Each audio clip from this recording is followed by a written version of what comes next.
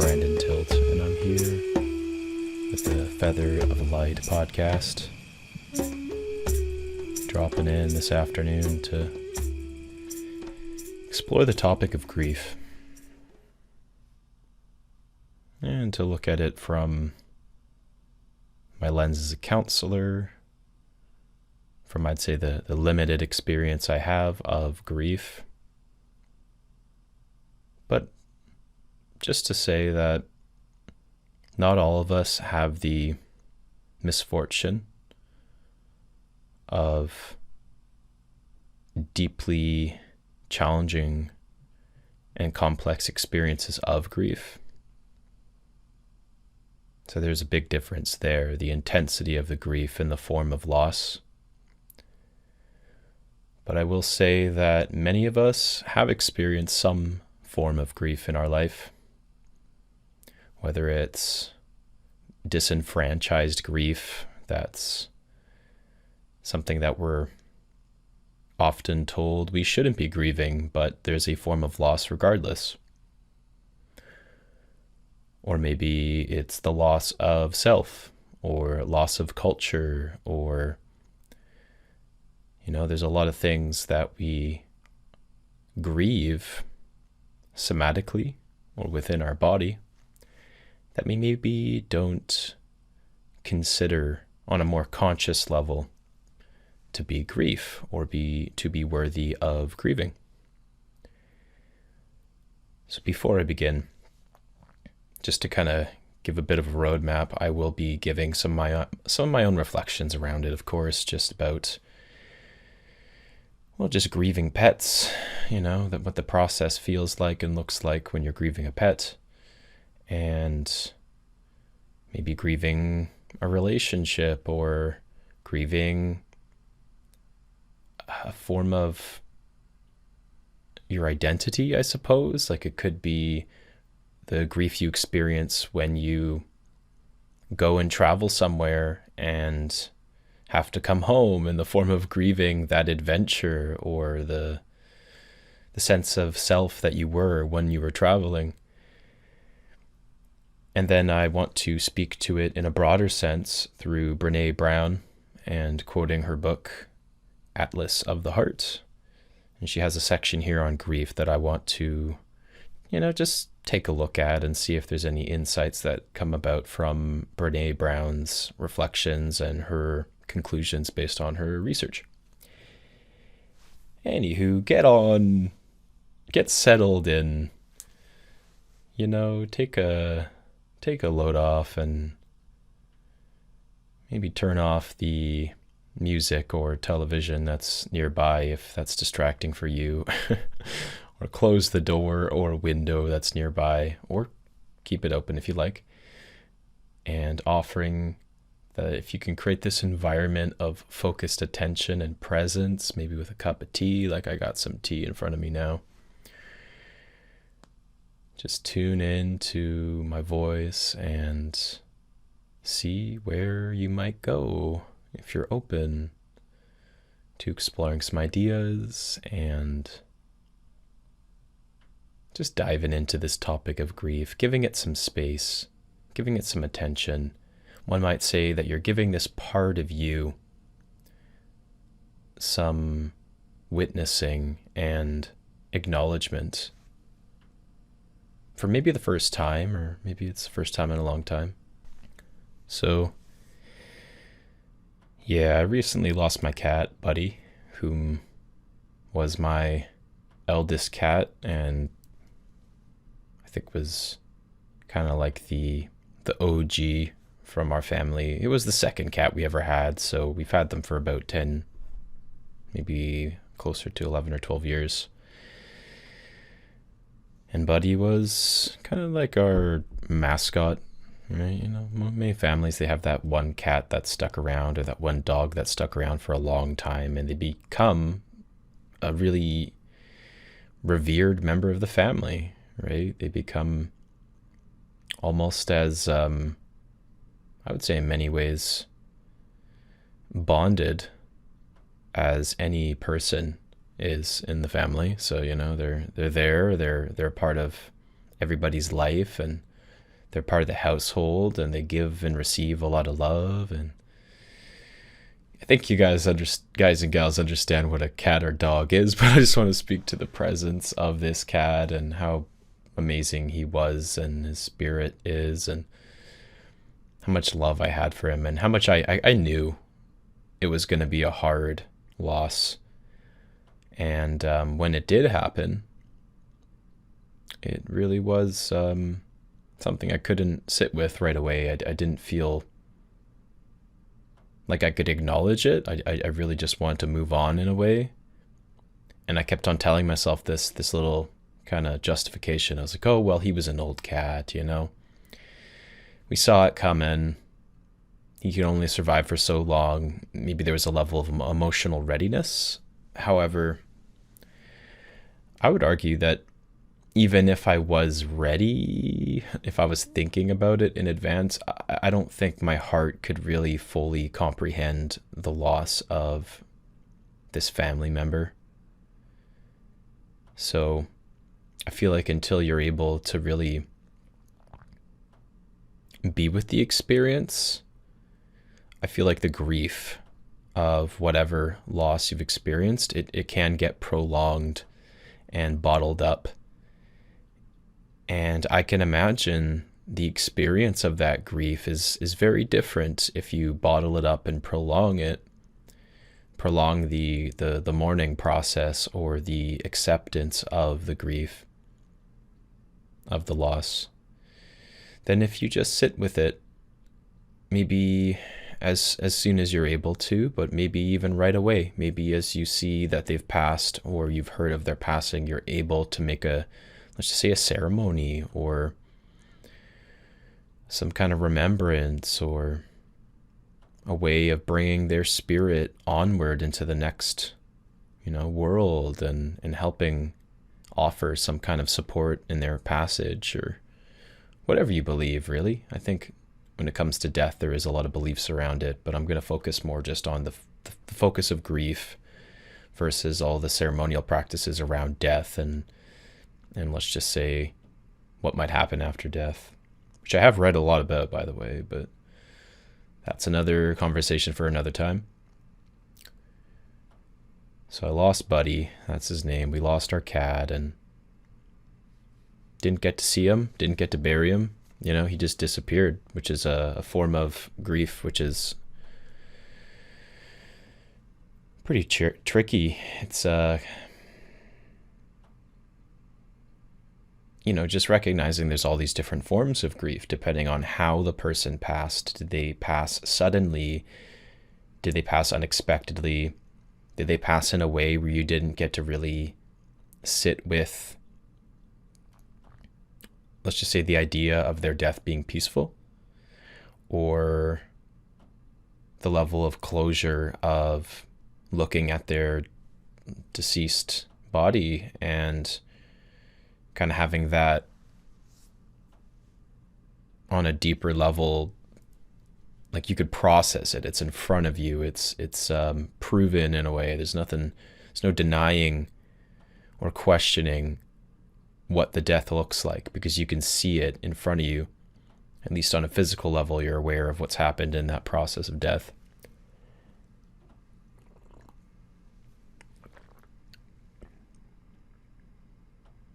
So I had to take, maybe 3 or 4 weeks to just basically anytime I felt the grief sort of spike or surface, I would just bottle it up and maybe share a photo of him with a friend and just be like, I miss Buddy. I miss this person. There was this sadness, right? There's this form of missing him, whatever emotional experience you might label that as. I missed my cat, right? You miss a person. You're maybe feeling regret, right? Maybe you're feeling just deep sorrow. Maybe there's other emotions that can kind of describe that better. But I think sorrow fits. Sorrow, loss, There's another word here, anguish. I like the word anguish, and I'm feeling like maybe I could bring that in for a minute here. So anguish, as it's defined here, is an almost unbearable and traumatic swirl of shock, incredulity, whatever that is, grief, and powerlessness. I think anguish comes in a more, I guess, intense and shocking version of extreme sadness that might come from more of a, let's just say, a traumatic death. I can imagine my experience of my passing cat, who was an elder, is probably less anguish and more just maybe regret mixed with sorrow. But when I did feel like it was finally time, I actually want to acknowledge that what prompted me to really sit with the grief of my cat passing was I went to a rave and I met with a friend who I hadn't seen for at least a couple years. Actually, maybe I saw him earlier last year or this year, but I hadn't seen him and talked with him for at least a few months. And he brought up the passing of his dog, which I remember seeing a post about, but it sounds like it was something that he was still processing and actively bringing up in social settings with those he trusted and those he wanted to open up to. And I was just like, wow, dude, this is remembrance. This is honoring. This is being vulnerable, and maybe just on some level still kind of sitting in the sadness of his loss. And so he brought up his dog being passed and having passed, and I was just sitting with that and being like, you know what, man, I know what you're feeling. I really do understand on some level what it is you're feeling, because I just lost my cat and had him for a long time. Still don't know how to process that, and I feel you, brother. Gave him a hug, just kind of really appreciated him bringing his past animal into the space. And I feel like there's such a beautiful shared experience of sitting in our grief. And I just really want to reflect that if you can find a way to share that experience with, whether it's your family members or your friends, or sometimes it can just be a random person, maybe sometimes that is easier for you, just to find a random kind of bystander or stranger that you can just kind of share a moment with. You're like, oh, I'm sorry, I'm having a hard time right now. I miss my cat. They just passed. And seeing actually how different that admission of sorrow and sadness would be if it were, I don't even know what to do right now. I just lost my mom. And the intensity of that different form of grief, geez, like that's a big one. If you find running into someone on the street and they admit something like that, I think there's a way to which you can excuse quite a lot of intense emotions, right? Maybe they're freaking out. Maybe there's just like a really big reaction that you're just like, what is wrong with this person? But it turns out they're grieving the loss of a parent. I feel like if we have the ability to really get curious about what's going on in other people's lives in that way, maybe we can just have a little bit more compassion and understanding and genuine empathy, right? Genuine empathy for what another person might be going through. If you think about that experience of someone opening up about them losing a parent, and can you imagine what they're going through? Have you been through what they're going through? Does it immediately bring you into your heart? Or are you a place of where you're at a loss for words and you don't quite really understand how to relate to them, but still you want to have more of an openness to this person and their raw experience of this grief? So bringing me back to the story, there was a way to which my friend just randomly brought in his dog, and he brought in their energy and honored their spirit and made me think about Buddy. And I was like, oh man, Buddy deserves to be remembered. Buddy deserves my sadness and my grief to be processed and fully felt. And I think what happened was the following day, the following morning, I was sitting with some cacao and replying to some voice notes as I do in the morning, and I was reminded of Buddy, and I just started to tear up. It just I welled up. It just came out very naturally, and then and there I was like, I need to take a moment right now, and I need to write a post commemorating the loss of this animal and what he means to me, and what the experience of grief is for me right now. And maybe there's a way to which I can inspire others to lean into that experience, or just connect to the felt experience, this shared experience of grief.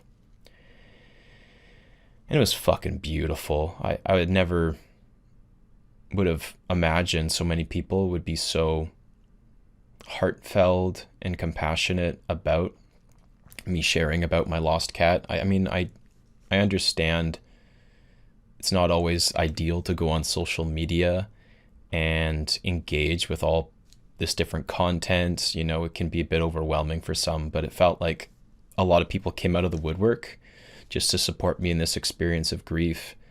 And I really do feel like that's what happens when you lose someone and you have a community surrounding you. And maybe sometimes you're not super close with that community. Sometimes it feels like you're not very connected, but I would say grief brings people together, right? The experience of grief can really bring in that support, or it can show you who your real friends are, or maybe it's just helping someone connect to their experience of grief. And yeah, I love that. I love when people are brought together in a sort of a shared experience, a community experience, and it can help a person get through something that they just feel like is it's unbearable to go through alone. Yeah. Thanks, buddy.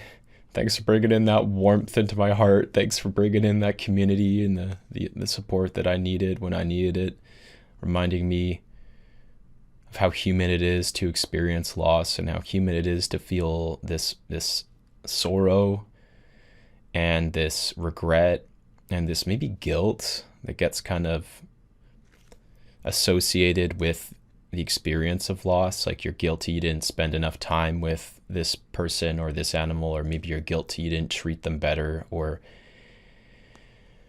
maybe you just wanted them to be around more and you wish you'd just taken better care of them, or they'd taken better care of themselves. Who knows, right? There's a lot of different emotions that come up, but I don't feel like it's necessary to dwell in the what ifs or the shoulds or should nots. You know, just recognizing and accepting what is and what happened as the past, and being present with this moment by moment experience of grief and the love that's being really nurtured and watered through your memories, and through you're taking this time to commemorate them and allow them to live on through you, right? Allow them to live on through you, whatever that looks like for you, whatever maybe they would have wanted that to look like for them.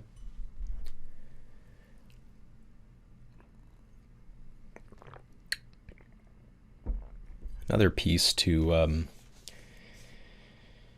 kind of having people support you on social media when you're going through your grief is Brene Brown mentioned the difference between empathy and sympathy. And I think she used it in the context of grief. So this is a really relevant example. And it's kind of like when a person is like, I am so sorry for your loss. Oh my God. Maybe they don't say so that many times, but I'm so sorry for your loss. And wow, that must be so painful.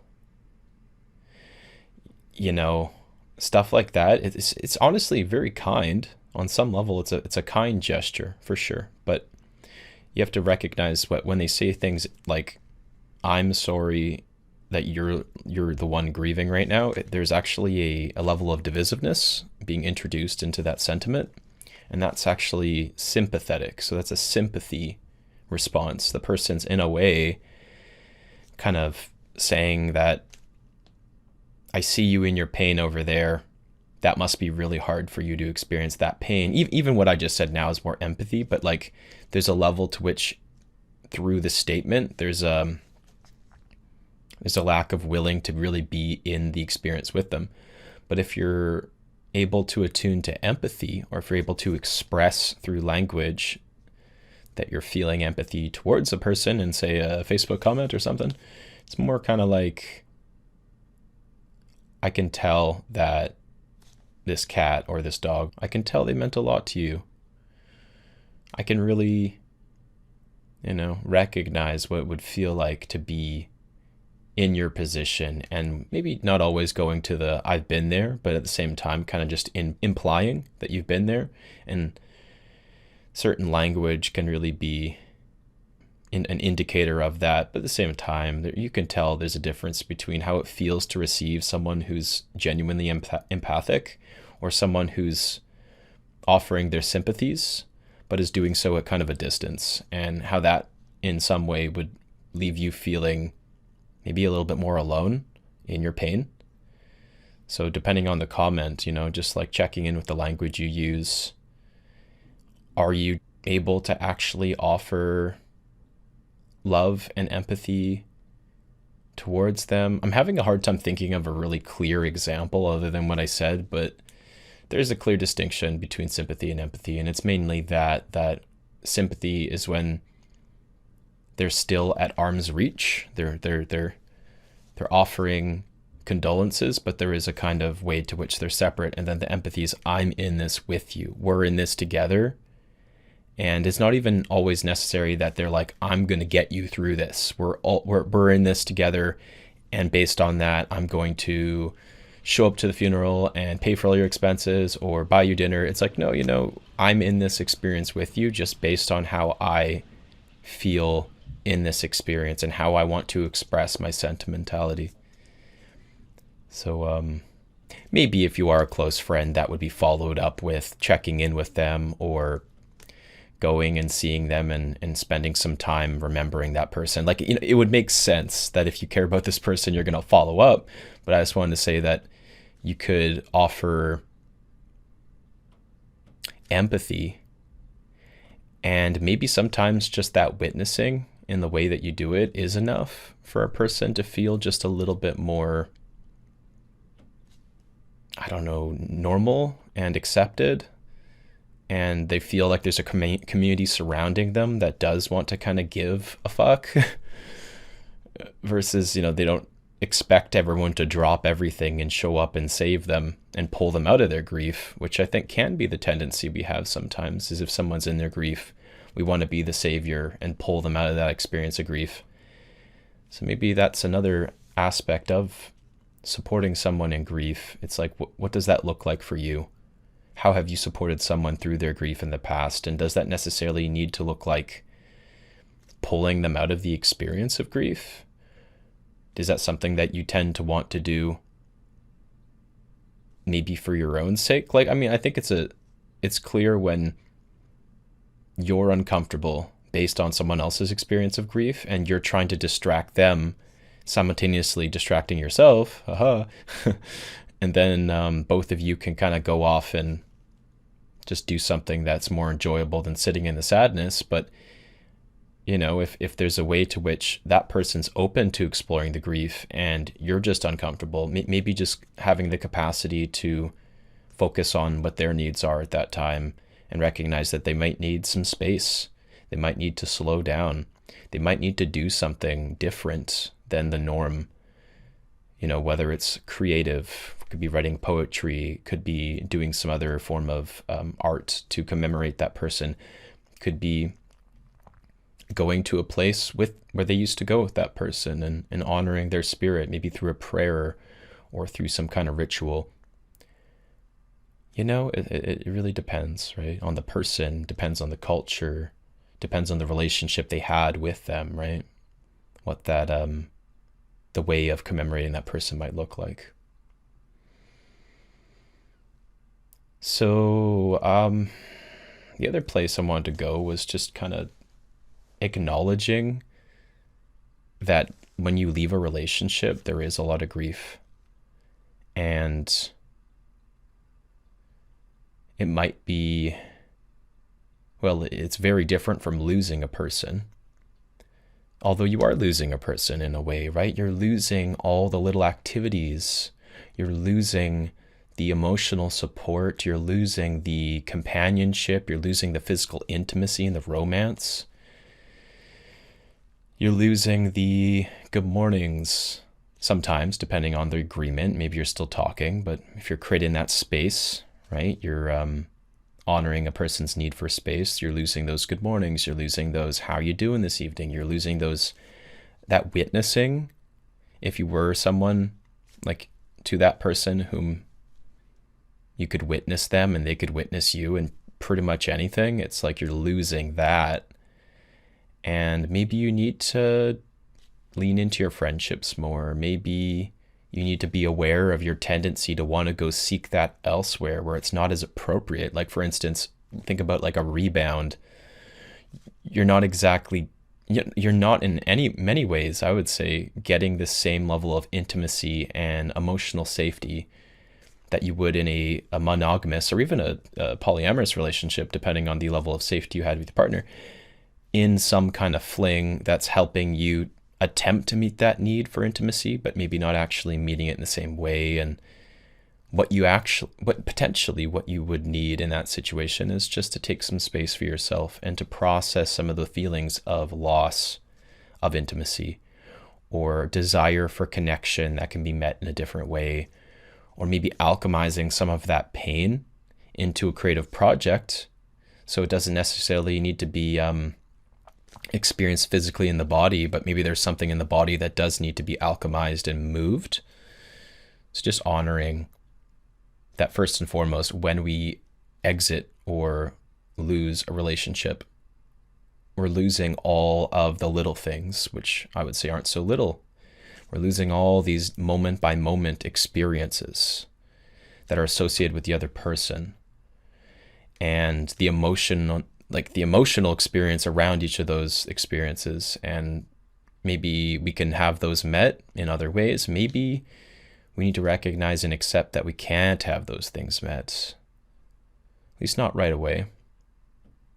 And then creating those boundaries is in many ways preserving our self-love, or preserving maybe our dignity, or whatever, whatever comes up for you.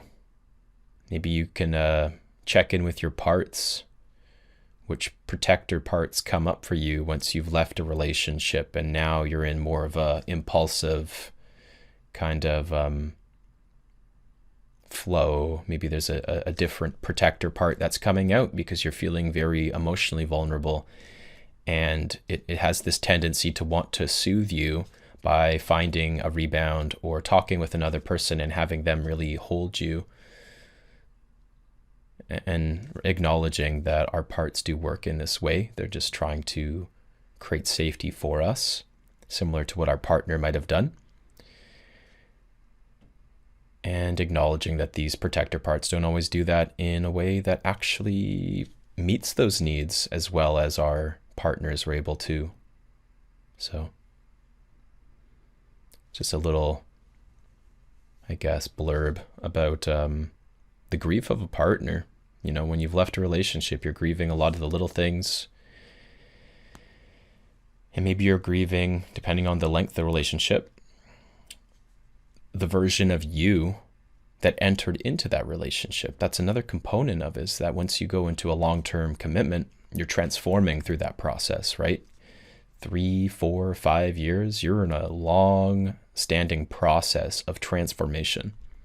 And who you are at the other side of that, maybe before, if you were single and you're going from single to relationship for that long of a period of time, the you that you were before the relationship began, last time you were single basically, is not even recognizable. You're not even the same person. And now you're back into that single place and the transformation's taken place and you don't even recognize who you are anymore. So now you have to grieve the loss of, I would say, identity, or loss of previous identity of self, previous form of self. And that can be really tough too, right? Maybe you don't know who you are anymore, right? Maybe you don't know why you're doing what you're doing. Maybe you, let's just say, quit doing some kind of thing, whether it's a drug or whatever else that's addictive, anything that's addictive. Maybe you change your behavior, not for another person. I don't believe it's healthy to solely change something to please another person, but maybe there was a degree to which you felt inspired to make some shift in your life initially for the other person. And then now that you're on your own, you're like, well, is this me?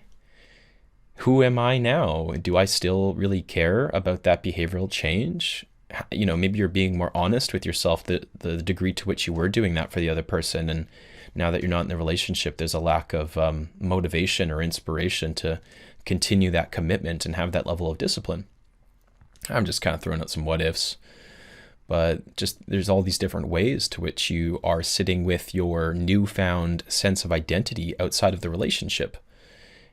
And wow, what a intense process. I don't think I have any practical advice around how to do that other than integrating this transformative experience of this relationship, maybe in the same way that you would integrate, say, a psychedelic trip. Taking the time to maybe find a group space where you can feel supported, or finding ways to apply the knowledge that you've acquired through that transformation. Maybe finding ways to attune to the emotional experience of the body that was kind of bottled up over time. And now you have the space to sit with that emotional experience. These are some of the ways I would kind of see a parallel between doing a lot of plant medicine and then stopping, and being in a relationship for an extended period of time and then being single. It's kind of like there's this breathing space. There's this newfound ability to have a different routine. And you can now do some real integration of the lessons that you've learned, or some of the pain or the sadness or the emotions that you've picked up along the way, which I would say is normal. I don't think you're going to experience a long-term relationship or even a short-term relationship really without some form of emotions and triggers and, you know, challenging experiences in the body that you might have difficulty integrating whilst you're in the throes of that dynamic. So yeah, what might be different, you know? What might be different about you? What changes might you feel motivated to make in your own individual experience versus maybe on some level, whereas you did it for yourself, they kind of influenced you to make that decision. But now without that, what are the decisions that you feel called to make? The places that you want to go that weren't a possibility before, but now world's really your oyster in a way. You can make those decisions and no one's really going to stop you, depending on your life, I suppose, depending on your other commitments, of course. So next part of this podcast I'd like to dive into is just to look at good old Brene Brown's literature on grief, because she's just a real gem, isn't she? She's got a lot to say and a lot of really beautiful reflections to jump off. So just to give you the definition she has here of grief. Grief does not obey your plans or your wishes. Grief will do whatever it wants to you, whenever it wants to. In that regard, grief has a lot in common with love. This is quoting Elizabeth Gilbert. Wow, that's powerful right there. I'm going to quote the last part again. Requote. In that regard, grief has a lot in common with love. Doesn't it now? Yeah, I think sometimes when we start to really look at grief and experience grief, it can feel a lot like love, or it can, I'd say more so, show us where there was so much love present, because we're really sitting with the feelings of loss and how much we miss another person. You know, the feelings of missing somebody really shows us what we had. Absence makes the heart grow fonder. So I think it makes sense that there's that connection there, and this quote seems to kind of on some level point to that. Grief is often thought of as a process that includes many emotions rather than a singular emotion. Similar to the experience on, I think we're talking about anger. Yeah, we're talking about anger. Kind of similar there. So for a long time, we thought about the grief process in terms of linear stages, right? The Kubler stages of grief. I have that list right here. I'll get to in a moment, but she says almost all of the recent research actually refutes the idea that grief process progresses in predictable and sequenced stages, and that makes, I would say, a lot of sense to me. Robert A. Niemeyer, a psychology professor at the University of Memphis and a clinician, is one of the world's most prolific grief researchers. I often share his work with professionals looking for training in grief work and with individuals who are grieving. And as he writes, a central process in grieving is the attempt to reaffirm or reconstruct a world of meaning that has been challenged by loss. Ooh, damn, that's heavy. So, grieving is attempting to reaffirm, according to Niemeyer, it's attempting to reaffirm or reconstruct a world of meaning that has been challenged. The meaning in this world has been challenged by loss. Yeah. So Brene Brown goes on to kind of categorize these little subtopics of these three foundational elements of grief. And the first is loss. The second is longing. And the third is feeling lost. Okay, I'm curious there. So loss. While death and separation are tangible losses associated with grief, some of the participants described losses that are more difficult to identify or describe. So this includes loss of normality. Yeah. The loss of what could be, what could have been, right? And the loss of what we thought we knew or understood about something or someone. Fuck. Loss of normality. Yeah. Yeah, what is normal? I think I lost that. I experienced quite a bit of loss from drinking ayahuasca as many times as I did and traveling to Peru. I think there was a loss of normality for sure.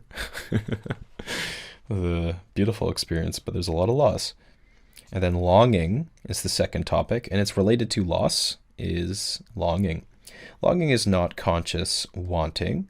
It's an involuntary yearning for wholeness, for understanding, for meaning, for the opportunity to regain, or even just simply touch what we've lost.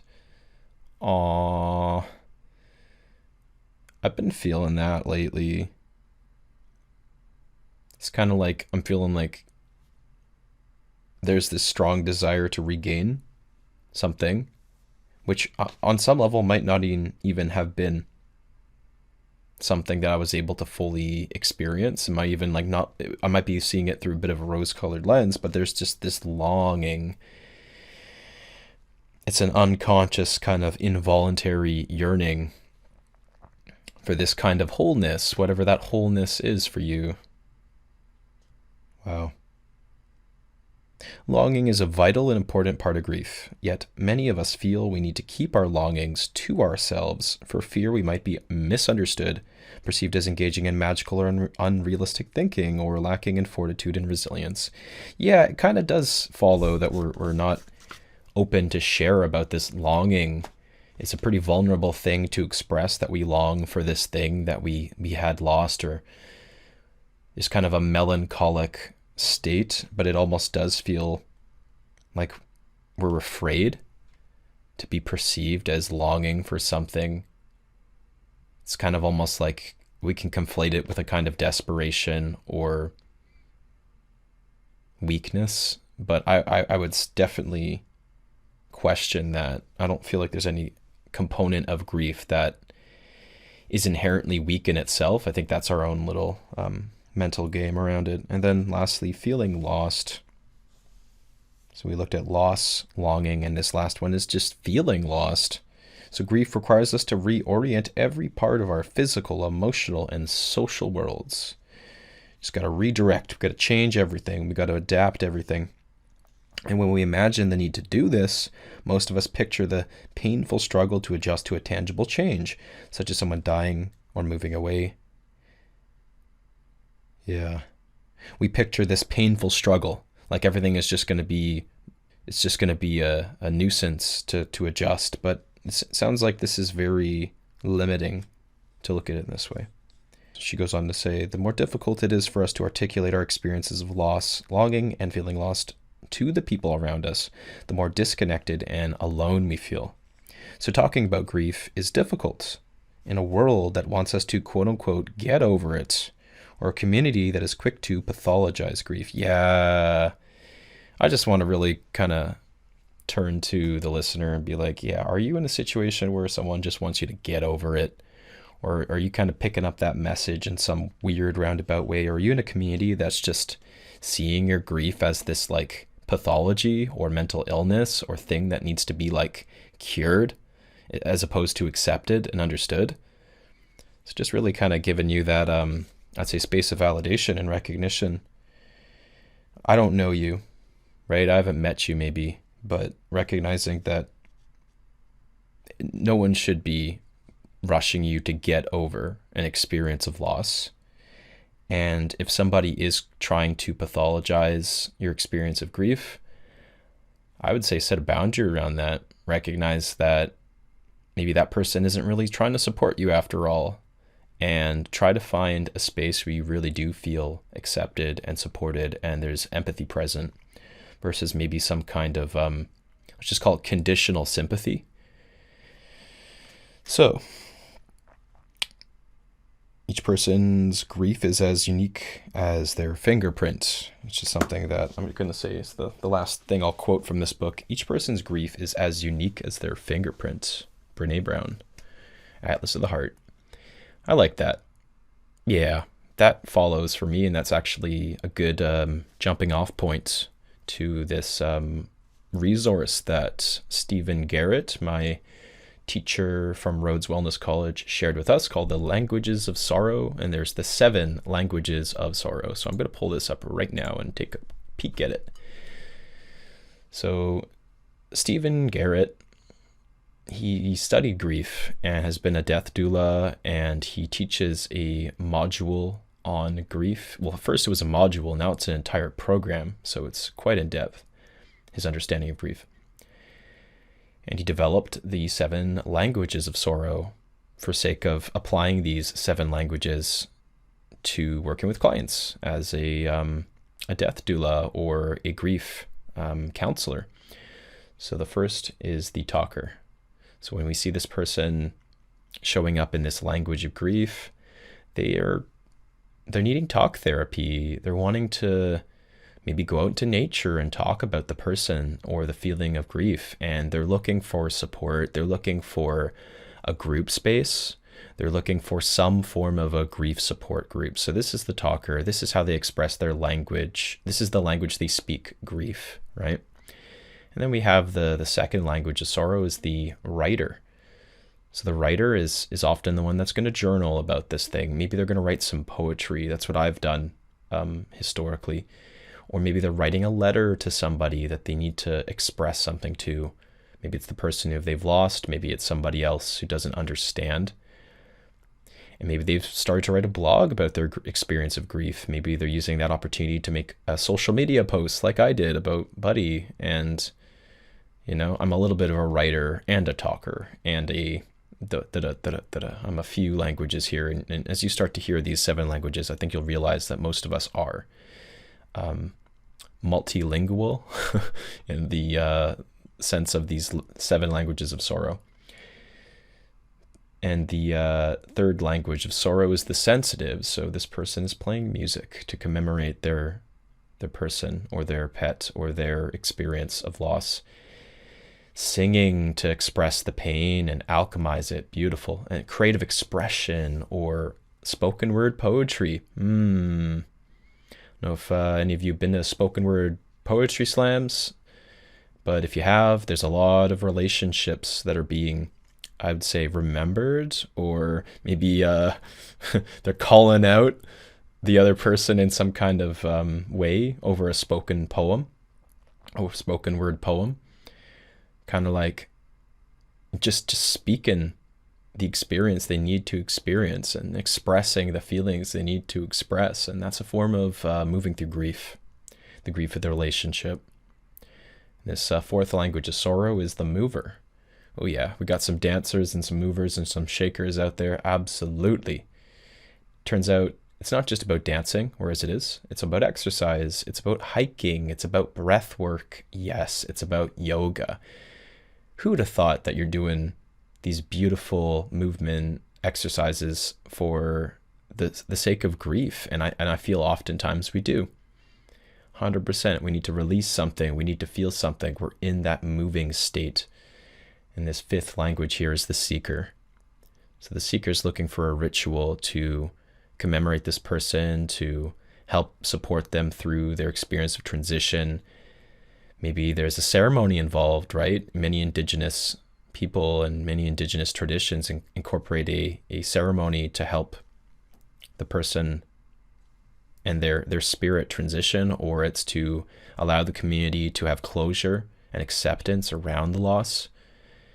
And prayer in its just sort of spoken state, or meditations. So this feels like you can meditate and that will take you into a space of grief as well. And this fifth or maybe sixth language, fifth language is the artist. So the artist, I'd say I'm one of them, paints, draws, sculpts, bakes or cooks. They weave or they knit or they carve wood or other things, in a sense to process this grief and maybe to commemorate the person that they're grieving and to really bring their spirit into their piece of art. Amazing alchemy right there. And then the filer is the last one. So working on one thing at a time, keeping it simple and organized until they feel ready to explore the other possible languages they have. So the filer is kind of, I would say, more of a part that's protecting you and keeping the grief at bay. So it's kind of regulating the body or the nervous system.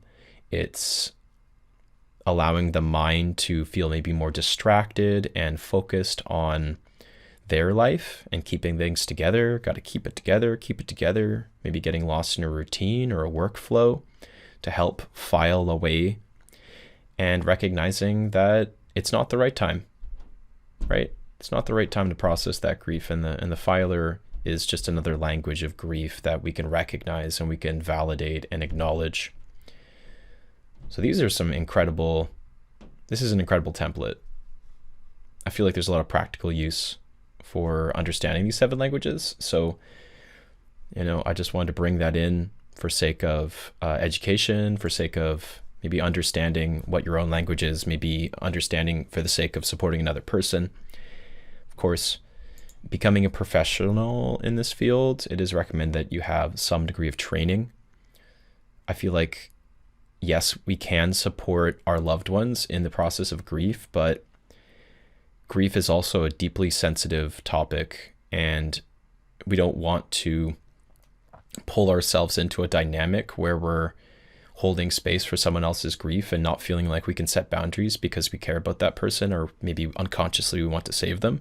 So just really acknowledging that we can be a secondary role in the processing of someone's grief, but there might need to be a long-standing process of working with a counselor or a grief professional or a support group, and just recognizing that people can and will find these resources given the opportunity and given the proper support. I think there's one last thing I just want to speak to and just see how we kind of feel about this model, but there's the Kubler-Ross grief cycle. So this is the typical cycle of grief we're all usually exposed to at some point, and maybe just giving you something of a template to work with.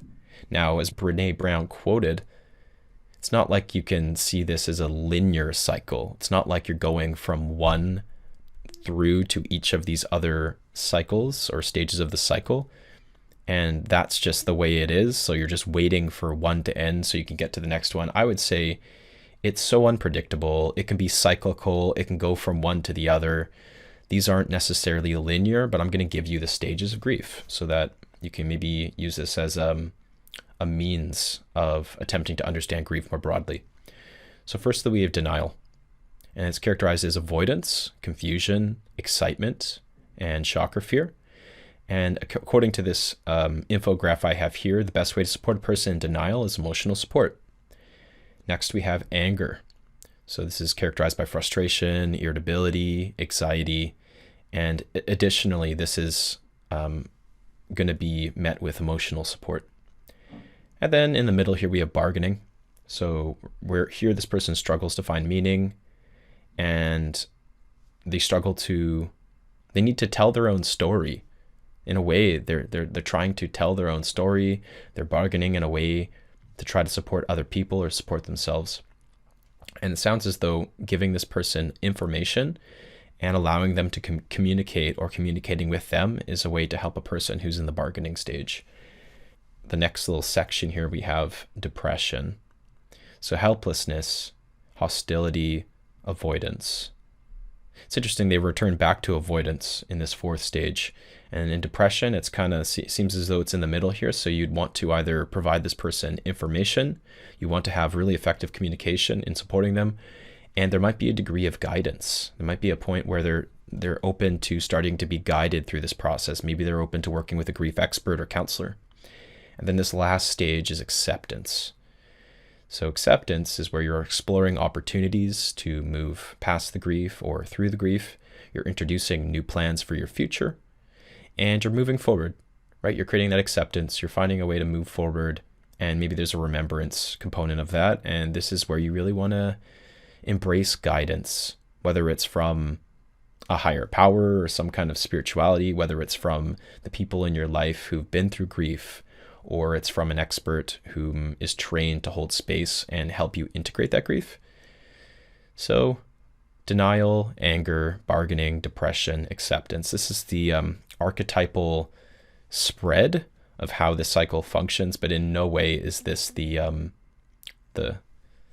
I would say the likely expression of grief. I think you can get any organization of these 5 characteristics, and maybe just understanding that the person is at some point very likely to move through 1 or 2 or 3, if not all of these different stages of the Kubler-Ross grief cycle. So I've given you a lot of information, a lot of things to think about. I really just want to end on more of a softer, more gentle note.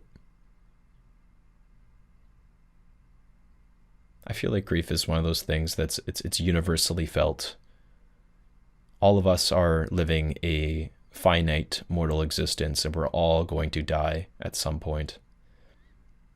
Maybe we've known this for a long time. Maybe we experienced something when we were small that told us that death is coming for us one day. Maybe we're in denial, and it's hard for us to really face the reality that death is a normal part of living.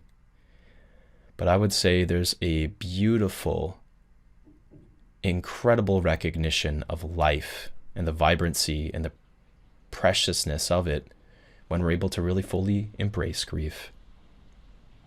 So the more you understand about death and the experience of loss, I would say the more you are prepared for a profound and meaningful experience of life.